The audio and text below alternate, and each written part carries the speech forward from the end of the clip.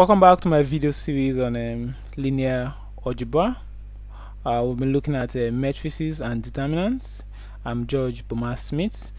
In this video we are going to be looking at another type of matrix called a singular matrix. It's something quite simple, but it also requires some other information for us to understand it better. Okay, so when you talk about a singular matrix, it must be a square matrix. So a singular matrix is simply a square matrix whose determinant is equal to 0. So the determinant of this matrix is 0.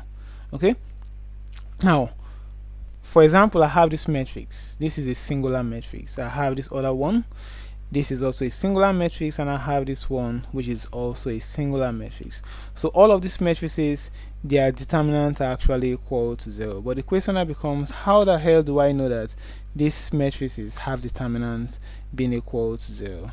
In this case, it's quite simple for me, but you have to go through a process. You have to look for the determinant of the matrix and see if you're getting 0 or not before you see if the matrix is actually a singular matrix or not. But for me, what I did was I looked at, in this case, when the diagonal of the matrix are all zeros, then that matrix is a singular matrix. So in this case, these determinants, the diagonal are all 0, so this is going to be a singular matrix. In this case also, the diagonals are all 0, so I know this is also going to be a singular matrix.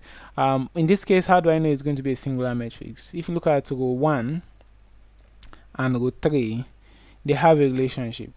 If I multiply row 3 by 2, I'm going to get row 1.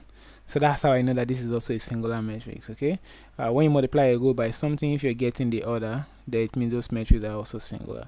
But it's not what you should always do. You should look out for this generally because they help you reduce the amount of time you spend to determine if a matrix is a singular matrix or not. But once you can picture this out by looking at are all the rows 0, are all the elements in the principal diagonal 0, or is one row or one column a multiple of the other. When those things are not possible, then you have to go ahead and evaluate the determinant of the matrix to get a single value and see if that value is 0. So we are going to be talking about that later on. But right now we are looking at just types of matrices. Okay, so this is how you express determinant of a matrix. So for example, this matrix A, we are saying A is singular matrix because determinant of A, this symbol we use a pipe symbol, and then we'll put A in it.